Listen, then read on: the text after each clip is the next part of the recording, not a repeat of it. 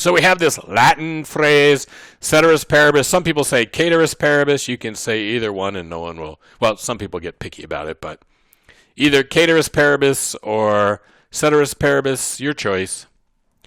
All that means is all other things being equal. One of the problems we have in trying to figure out what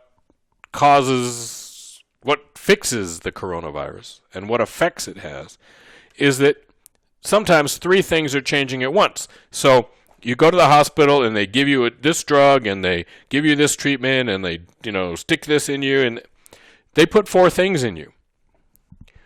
Which one made you better? Or did any of them make you better? Would you have gotten better anyhow? Ceteris paribus says, all other things being equal, to figure out what's going on, you have to change one thing at a time. Okay?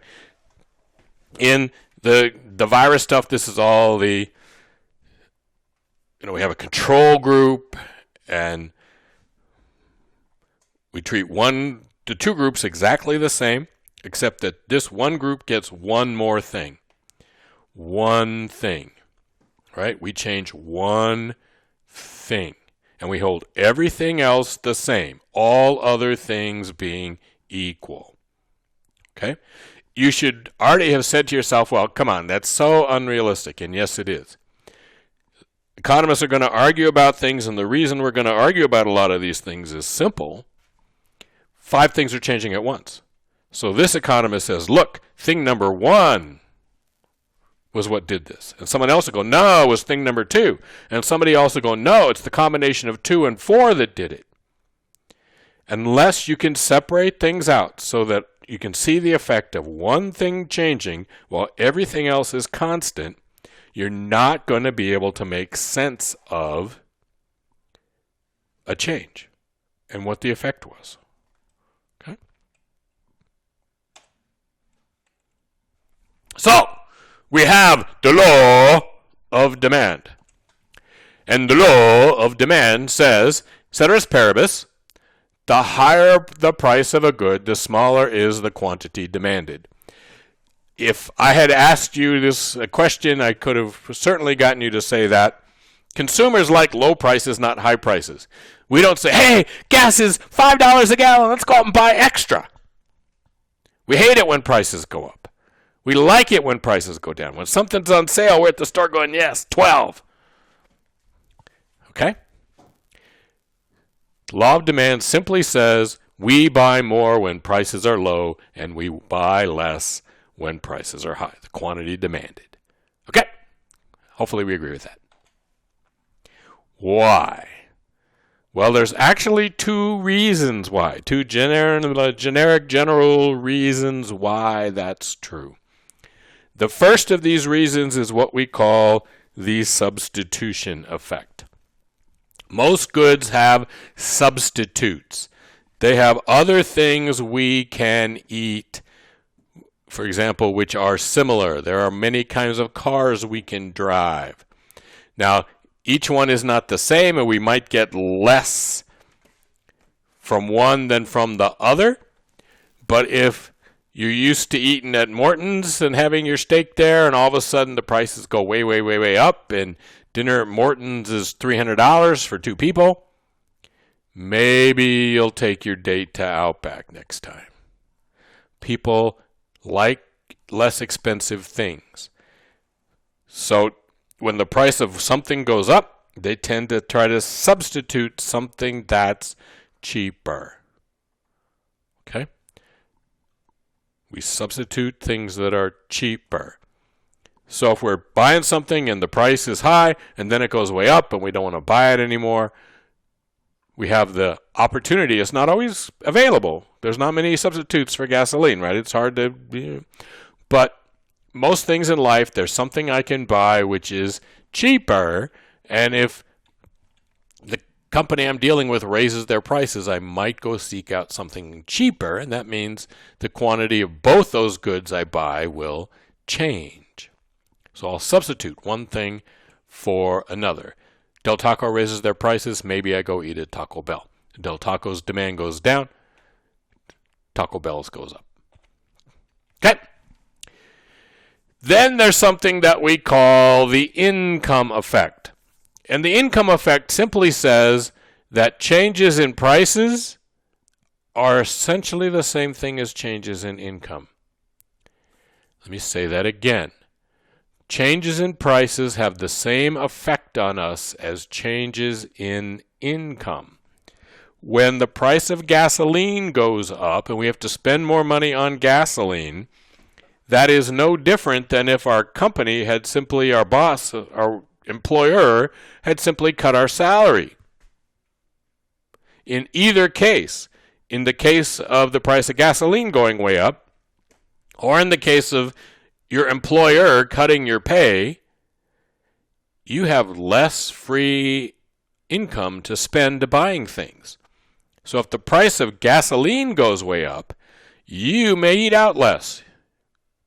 You may eat more at home. You may buy cheap stuff instead of expensive stuff. You may do whatever you do to compensate for the fact that you have less purchasing power. And it's the same. The increase in the price of gasoline is no different than a decrease in your income. And we call that the income effect. So if the price of gasoline goes up, you're not only probably going to buy less gasoline, you're going to buy less of other stuff too. Okay? All right. Now, how do we figure out what demand for something is? Well, let's suppose that spandex superhero uniforms cost $100. We can go to each superhero and say, how many are you going to buy? And Ant-Man and Captain America and Black Widow and Captain Marvel.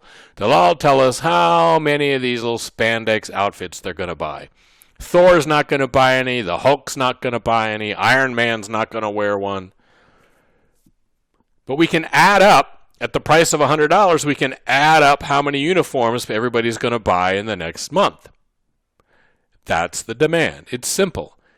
At the given price, at $100, this is how many these people all plan to buy. That's the demand. If we raise the price to $200, maybe they'll buy fewer of them. If we lower the price to $50, some of them are going to buy more of them. Okay? And we can figure out and draw a curve by finding all these different prices that we can charge and then seeing how many of these uniforms everybody plans to buy at each different price. So, we can draw a curve. Now let's look at this curve. I know you're busily probably writing if you're taking notes. Let's start just by drawing the X and Y axis.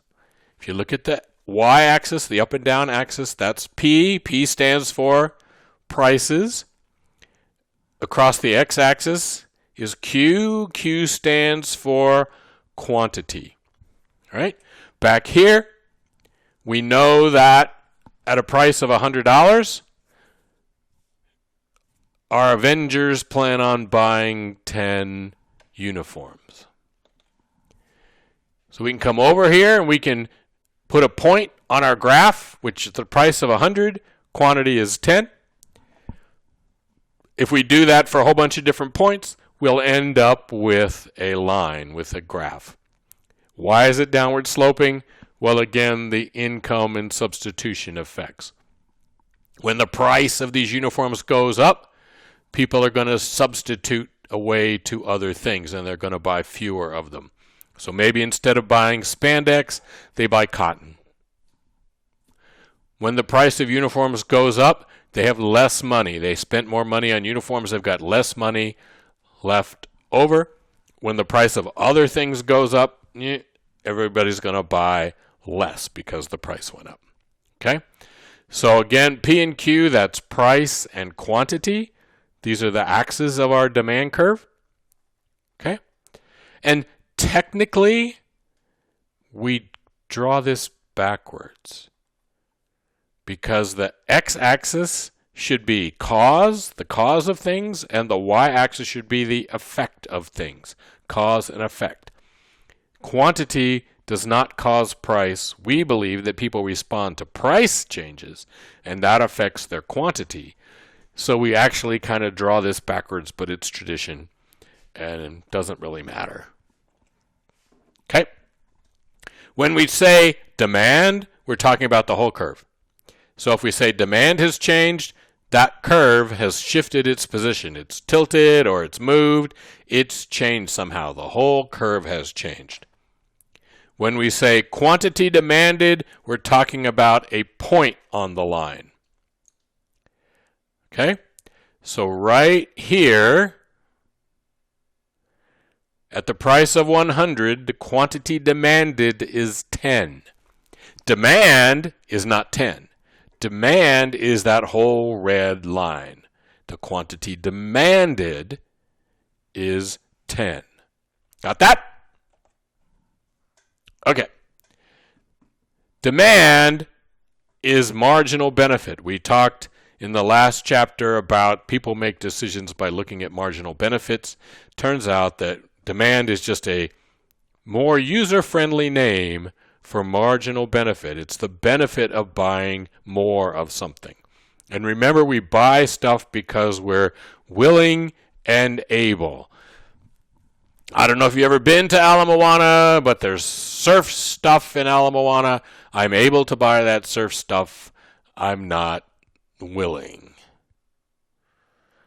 There's stuff around there that I'm probably willing to buy, but maybe I'm not able. Right? There's Foot Locker there. I could buy tennis shoes, but I don't plan on buying tennis shoes when I'm in Hawaii. I buy my tennis shoes just fine in Vegas, and they're cheaper. Okay? Willing and able. Marginal benefit. All right. So remember this, and it's so important that we remember the terminology. Changes in the whole curve change demand.